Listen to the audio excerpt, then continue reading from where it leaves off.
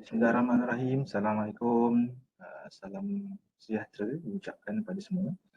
Jadi hari ini kita sambung balik kelas kita bagi topik 5.4 5.4 Sampling Distributions and the Central Limit Theorem. Okay, sampling distribution.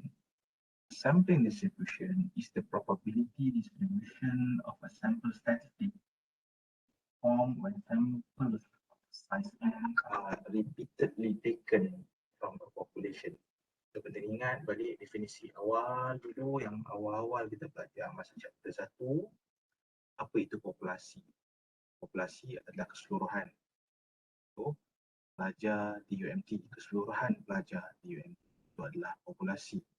Sampel adalah sebahagian daripada populasi. Contohnya, pelajar tahun 1 UMT itu adalah sampel, ataupun pelajar-pelajar program sarjana muda pengurusan maritim di UMT itu adalah sampel kepada keseluruhan populasi pelajar UMT. So if the sample statistic is the sample mean, then the distribution is the sampling distribution of sample mean. So kena ingat, kalau sampel statistik adalah merupakan sample mean, maka distribution adalah the sampling distribution of sample mean. So tengok kat situ, sample 1, 2, 5, 6. Setiap satunya ada X bar masing-masing. So the sampling distribution consists of the values of the sample mean.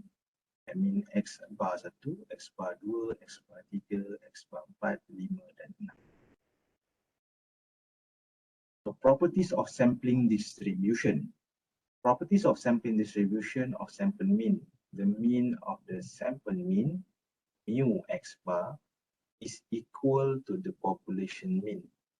The mean of the sample mean, mu X bar, adalah bersamaan dengan population mean. Itu syarat yang pertama. Syarat yang kedua, the standard deviation, sisihan piawai of the sample mean, sigma X bar, is equal to the population standard deviation, sigma. So, saya ulang balik, sisihan piawai bagi sample mean bersamaan dengan sisihan piawai bagi populasi, divided by square root of n. So, sisihan piawai populasi itu dibahagikan dengan punca kuasa n. Standard deviation of sampling distribution of the sample mean is called the standard error of the mean. Itu syarat. Contoh yang diberikan. The population values 5, 10, 15 and 20 are written on slips of paper and put in a hat. The population values 5, 10, 15 and 20 are written on a slip of paper and put in a hat. Two slips are randomly selected with replacement dengan pergantian. A. Find the mean, standard deviation and variance of the population. So populasi adalah 5, 10, 15 juga 20. So mu sama dengan 12.5. Anda dapat 12.5, tambahkan semua. Akan dapat kiraan sigma dan sigma kuasa 2, which is variant. Macam mana dapat? Kita dah buat pengiraan yang terdahulu pada chapter-chapter yang sebelum ini. Okay. So next, the population value sama juga. Yang B, graph the probability histogram of the population value. So, untuk setiap 1, 5, 10, 15 dan 20, kebarangkalian untuk kita dapat adalah 0.25. Sebab apa? Ada 4, 5, 10, 15, 20. Okay, 4 slip kertas masuk dalam satu topi. So kebarangkalian untuk ambil adalah 25% sebab ada 4. 4/1 adalah 1/4 adalah 0.25. This uniform distribution show that all values have the same probability of being selected. Jadi kebarangkalian untuk setiap satu kertas itu dipilih adalah sama. Sebab dia sama je. Cuma yang membezakan adalah value yang tertulis di atas kertas tersebut. So, sambung lagi C. List all the possible sample of size n equal to 2 and calculate the mean of each. Sample size 55. Sampel 5, 10, 5, 15. Sebab dia ambil apa? Dia ambil 2 slip. So kemungkinan kali pertama dia ambil dapat 5. Masukkan balik ke atas tu, goncang lagi, kali kedua dapat 5 juga. Sampel mean adalah X bar adalah 5. So ulang proses yang sama. Kebarangkalian untuk ambilan kali pertama tu 5. Kali kedua mungkin 10. Kali kedua mungkin 15 dan kali kedua mungkin 20. Ulangi proses yang sama untuk 10, 15 dan 20. Anda akan dapat sampel mean X bar bagi setiap sampel tersebut. This means from the sampling distribution of the sample mean. We create the probability distribution of sample mean. So untuk 5, 70 dapat mana pula 5, 7.5, 10 dan sebagainya dapat di sini. Okay, sample mean. 5, 7.5, 10, 12.5, 15, 17.5 dan juga 20 merupakan X bar sample mean. Frequency ada berapa? 1. 5 ada 1 saja. Sorry. 5 ada 1 saja. Okay, yang ini. 7.5 ada 2. 7.5 dan ulangi langkah tersebut sehingga 20. Kalau tengok 20 kat sini ada 1 saja. So probability anda dah buat perkara ini di chapter-chapter yang awal. Kita tak perlu tunjukkan. So anda akan dapat kira probability 0.0625, 0.10 dan seterusnya. Cuma anda kena ingat hasil tambah bagi keseluruhan nilai probability ini hendaklah bersamaan dengan 1. Okay? Tak kurang. Next, E. Graph the probability histogram for the sampling distribution. So ada sample mean kat sini. 5, 7.5, 10, 12.5, 15, 17.5 dan juga 20. Okay. And then kita ada probability 0.05, 0.1, 0.15, 0.2 dan 0.25. Tengok yang paling tinggi 0.25 di sini. Okay. The shape of the graph is symmetric and bell shape is approximates a normal distribution. So kalau tengok dekat sini dia sama. Dia simetri kiri dan juga di kanan. So kita boleh katakan dia adalah bell shape atau berbentuk kucing. If the sample size n is bigger or equal to 30 is taken from a population with any type of distribution that has a mean mu and standard deviation sigma, the sample mean will have a normal distribution. So ini adalah satu yang kita katakan seperti teorem dia lah. Okay? Central limit theorem. Central limit theorem tu mengatakan bahawa jika sekiranya sampel anda ambil sampel daripada populasi. So sampel size anda adalah lebih besar atau sama dengan 30. Bigger than or equal to 30, not less. 29 dan ke bawah tak kira. 30 dan ke atas. So 30 tu masuk. That's why some of kalau buat pita nanti semester 5, semester 6, sample size tu biasa kita minta lebih daripada 30 for quantitative research. Qualitative is different, berbeza. Okay. So kalau sample size lebih besar atau sama dengan 30. Okay. Any type of distribution that's a mean mu, standard deviation sigma, maka sepatutnya ia dapat normal distribution. Taburan berbentuk kucing. If the population itself is normally distributed with mean mu and standard deviation sigma, the sample mean will have a normal distribution for any sample size n. Kalau populasi itu sendiri dah tertabur secara normal dengan nilai mean mu dan standard deviation sigma, maka sample mean akan dapat atau berada dalam keadaan normal distribution untuk setiap sample size n. In either case, the sampling distribution of sample mean has a mean equal to the population mean. So mu x bar bersamaan dengan mu bagi mean of the sample mean. The sampling distribution of sample mean has a standard deviation equal to the population standard deviation divided by the square root of n. So untuk mu x sama dengan mu. Tapi untuk sigma x bar, dia hendaklah bersamaan dengan sigma bagi punca kuasa n. So untuk sigma x bar juga dikenali sebagai standard error of the mean. Contoh, the height of fully grown magnolia bushes have a mean height of 8 feet and standard deviation of 7 feet, 0.7 feet.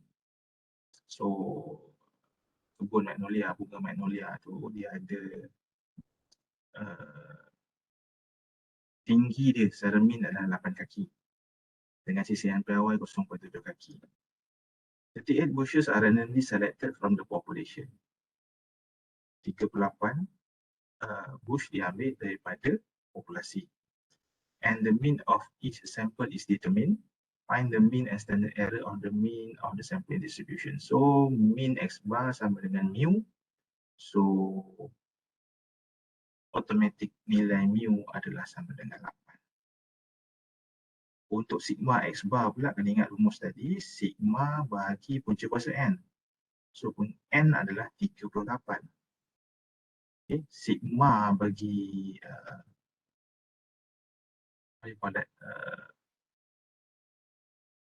nilai sigma adalah 0.7.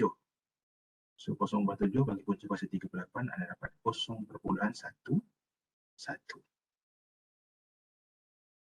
So interpreting the central limit theorem, example continuous. Sambung balik apa central limit theorem tadi, contoh tadi. The mean of the sampling distribution is 8 feet and the standard error of the sample distribution is 0.11 feet. Central limit theorem, or from the central limit theorem, because the sample size is greater than 30, ingat tadi nilai sampel adalah 38, lebih besar daripada 30, the sampling distribution can be approximated by the normal distribution. Maka kita boleh katakan bahawa the sample distribution tersebut boleh digambarkan, boleh diperwakilkan oleh taburan sebagai taburan normal. Okey, tengok kat sini 8, 8.4, 7.6. Buat pun tolak 0.8, sorry, tolak 0.4, 0.4 kat sini. Tengok x bar sama dengan 8, sigma x bar sama dengan 0.11. Sambung lagi contoh. Find the probability that the mean height of the 38 bushes is less than 0.8 feet. Okey. Tahu kat sini nilai tengah adalah 8, ujung di sebelah sini 7.6, di sebelah sini 8.4. So dia nak kata less than 7.8. So 7.8 adalah antara 7.6, 8 kat sini, less than berarti nilai yang di sebelah kiri. Lorikkan siap-siap nilai yang di sebelah kiri. Masukkan ke dalam rumus Z. Okay. So Z sama dengan X bar tolak mu X bar bahagi sigma X bar. So dapat 7.8. Okay. Tolak 8 bahagi 0.18. 0.11 ni mana daripada pengiraan yang kita dah buat tadi. So kita dapat negatif 1.82. So Px bar adalah yang kurang daripada 7.8 adalah bersamaan dengan Pz kurang daripada negatif 1.82 yang bersamaan dengan 0.0344. So the probability that the mean height of the 38 bushes is less than 7.8 feet adalah 0.0344 atau 3.44%. Kita teruskan lagi dengan contoh berikutnya. Find the average on a statistic test. Okay, the average on the statistic test was 78. Apakah purata bagi satu test statistik adalah 78 dengan sisihan piawai standard deviation of 8. If the test score are normally distributed, dah cakap kat sini memang tertabur secara normal. Find the probability that the mean score of 25 randomly selected student is between 75 dan juga 79. So, mu X bar tulis dulu. Step yang pertama buat dulu buat dulu graf taburan loceng ni. Tengah adalah 78. Sebab apa? Average.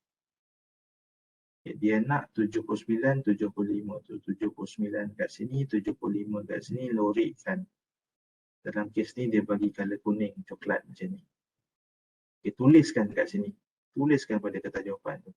Mu X bar sama dengan 78. Sigma X bar, kena ingat rumus dia sama dengan sigma bagi punca kuasa N. 8 bagi punca kuasa 25 bersamaan dengan 1/6. So buat Z1 X bar tolak mu X bar bagi sigma X bar. 75 tolak 78 bagi 1.6 dapat negatif 1.88. Z2 sebab dia ada pertengahan ni, dia ada 2. Is between, di antara 75 dan 79. So Z2 sama dengan X bar minus mu bagi sigma 79 tolak 78 bagi 1.6 dapat 0.63. So di sini untuk Z dia 0.63, kosong negatif 1.88.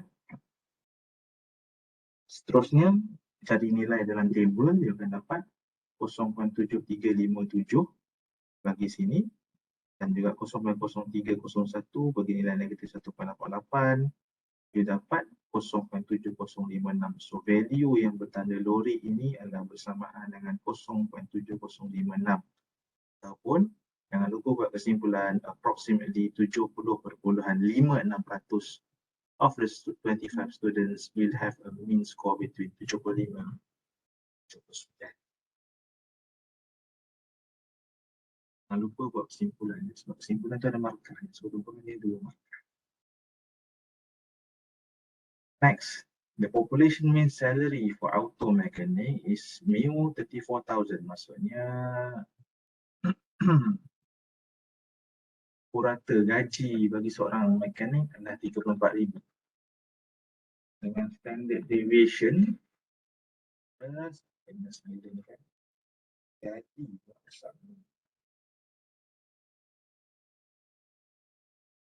okey. Dengan standard deviation sigma 2,500. Find the probability that the mean salary for a randomly selected sample of 50 mechanics is greater than 35,000. Macam saya katakan, step pertama buat graf dulu. Buat paksi X, buat loceng dia.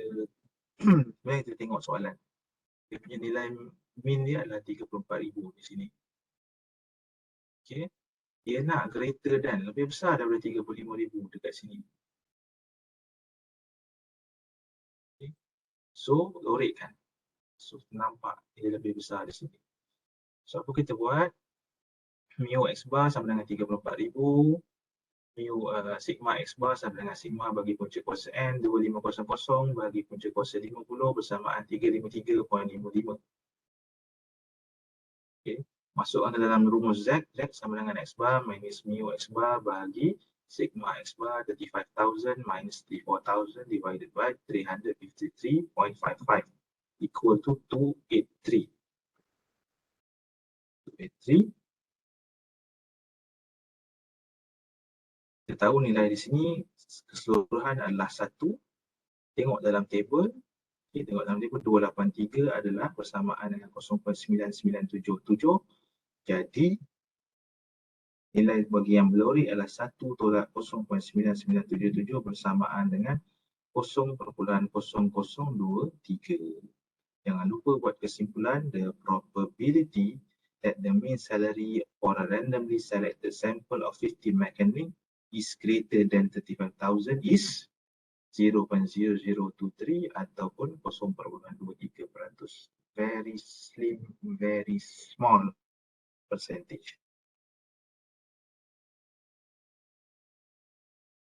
Okay, next.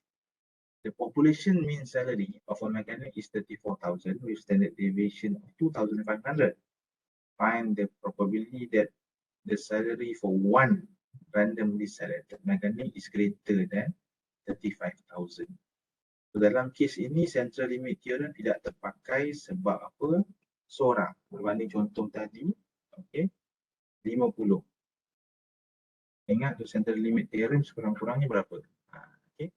So dalam kes ini central limit theory tak terpakai. So apa kita buat? Nilai yang sama, mu 34,000, sigma 10,500. So terus masukkan ke dalam rumus Z, X minus mu bagi sigma 35,000 minus 34,000 divided by 2,500 equal to 0.4. Tengok kat table 0.4 berapa? 0.6554. So untuk kawasan melorik ini nilai dia adalah 0.3446. Jangan lupa buat kesimpulan iaitu the probability that the salary for one mechanic is greater than 35,000 is 0.3446 ataupun 34.46%. Sangat boleh kita katakan agak tinggi berbanding contoh yang pertama tadi. Next, the probability that the salary for one randomly selected mechanic is greater than 35,000 is 0.3446 daripada perkiraan yang kita buat tadi. In a group of 50 mechanics, approximately how many would have a greater salary greater than 35,000? So PX lebih besar daripada 35,000 sama dengan 0.3446. This also means that 34.46% of mechanics have a salary greater than 35,000. So 34.46 of 50 bersamaan dengan 0.3446 darab 50 bersamaan dengan 17.23. Kesimpulan yang kita boleh buat, you would expect about 17 mechanic, 17 orang mechanic daripada 50 yang kita buat tadi, yang ambil dalam kumpulan tadi, of the group of 50 have salary greater than 35,000. Next, normal approximation to binomial distribution. Okay. Tadi kita bagi normal distribution. Okay, next, kita tengok pula pasal binomial distribution. The normal distribution is used to approximate the binomial distribution when it would be impractical to use the binomial distribution to find a probability. So syarat-syarat dia adalah normal approximation to a binomial distribution if NP bigger or equal to 5 and NQ bigger or equal to 5, then the binomial random variable X is approximately normal distributed with mean. So N adalah NP, P adalah kebarangkalian untuk berjaya dan Q adalah kebarangkalian untuk gagal. Kena ingat. So mu sama dengan NP, standard deviation sigma sama dengan NPQ. Okay, contoh diberikan. Decided whether the normal distribution to approximate X may be used in the following example. 36% of people in US own a dog. You randomly selected 25% in United States and ask them if they own a dog.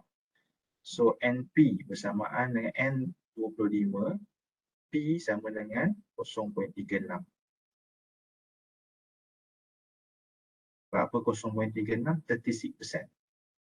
Convertkan perpuluhan kepada perpuluhan 0.36 bersamaan dengan 9.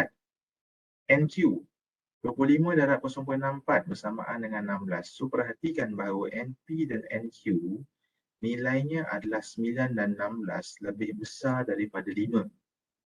Maka untuk kes ini taburan normal boleh digunakan. Saya ulang balik. Taburan normal hanya boleh digunakan untuk kes yang di mana NP dan NQ nilainya lebih besar daripada 5. Yang kedua, 14% of people in the United States own a cat. 14% daripada orang di US memiliki kucing. You randomly selected 20% of the people in the US and ask them if they own a cat. So nilai P sama dengan 0.14. Mana dapat 14%. Nilai Q 1 tolak P, 0.11 tolak 0.14, 0.86. So nilai N 20 darab 0.14 bersamaan dengan 2.8. Nilai NP 20 darab 0.86 bersamaan dengan 17.2. Nilai NQ.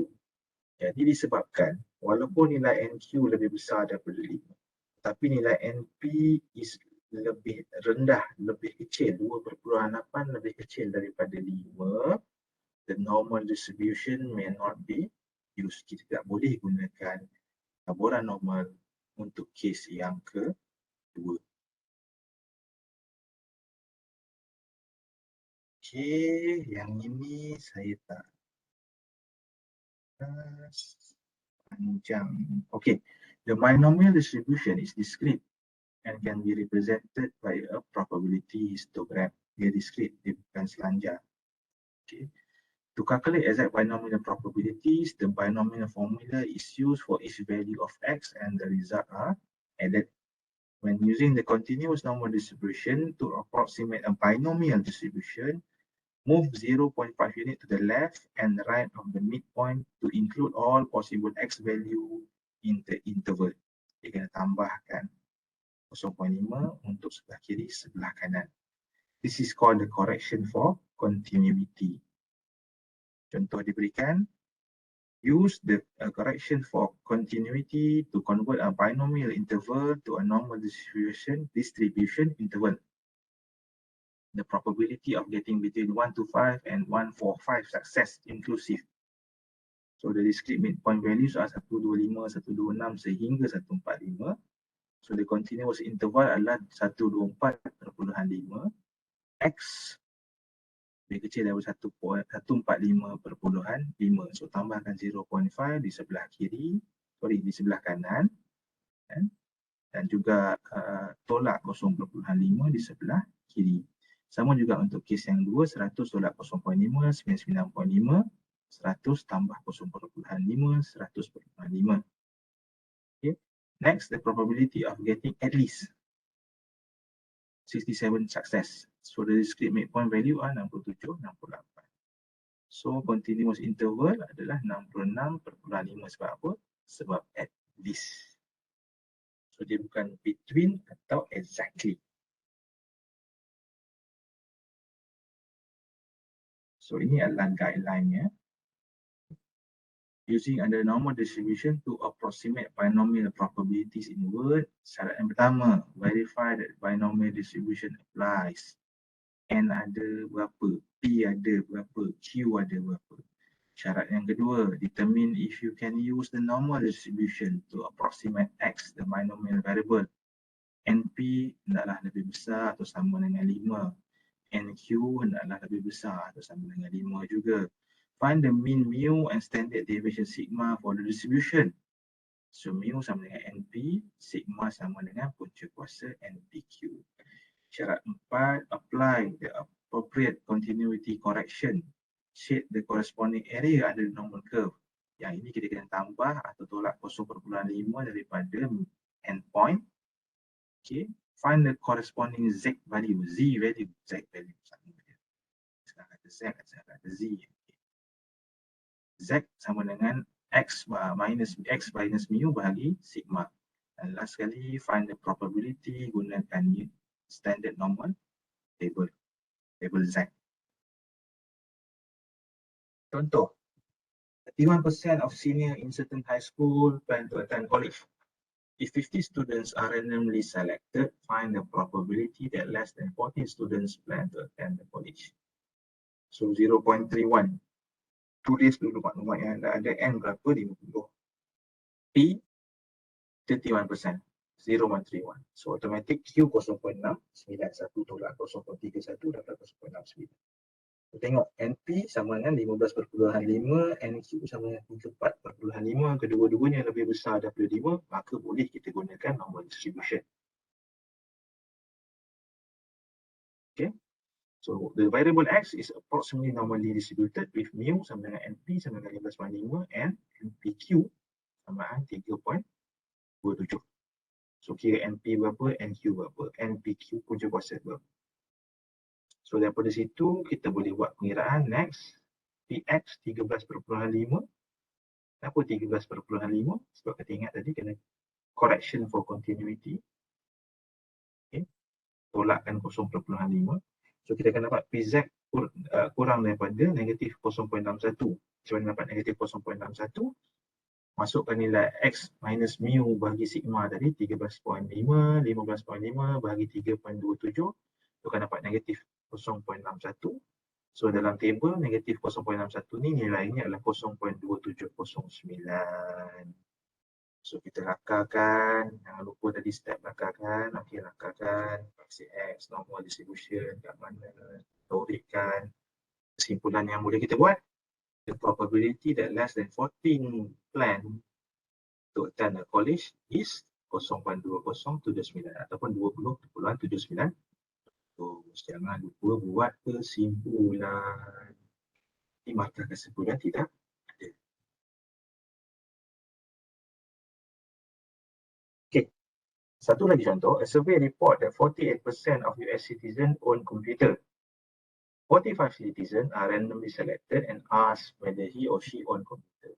What is the probability that says exactly 10 say yes? Yang pertama buat NP. N berapa? 45. P 48%. K 48%. So 0.48.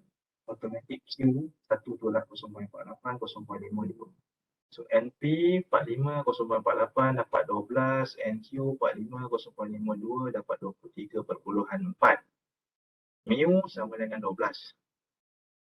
Okay, NP sama dengan NP 12. Sigma punca kuasa NPQ masukkan 45 dalam 0.48 dalam 0.52 bersamaan dengan 3.35. Next, P. Okay. Exactly 10. Bila exactly 10, nilai paling bawah 10 tolak 0.5, 9.5. Nilai atas 10 tambah 0.5, 10.5. Maka nilai Z di tengah-tengah. Kalau tengok kat sini, jangan lupa lakarkan. Lorikkan, dia tahu nilai dekat sini.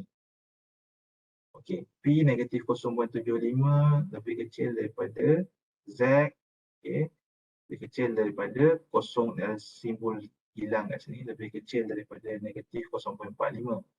Tengok dalam table, dia akan dapat hasil tolakan. Dia kena tolakkan kedua-dua ni, dia akan dapat 0.097. 0.0997. Okey, tolakkan nilai 10.5 ni dengan 9.5. So, you akan dapat 0.0997. So, jangan lupa buat kesimpulan. The probability that exactly 10 US citizens own a computer is 0.0997 ataupun 9.97%. Kecil. Okay, settle chapter yang kelima. Normal probability distribution. Next, kelas yang akan datang kita sambung lagi dengan chapter yang ke-6, insyaAllah. Jadi terima kasih. Sebarang soalan kita akan boleh buat perbincangan dalam grup WhatsApp. Okay. Terima kasih kerana sudi mendengar. Jumpa lagi untuk chapter yang ke-6. Assalamualaikum. Salam sejahtera.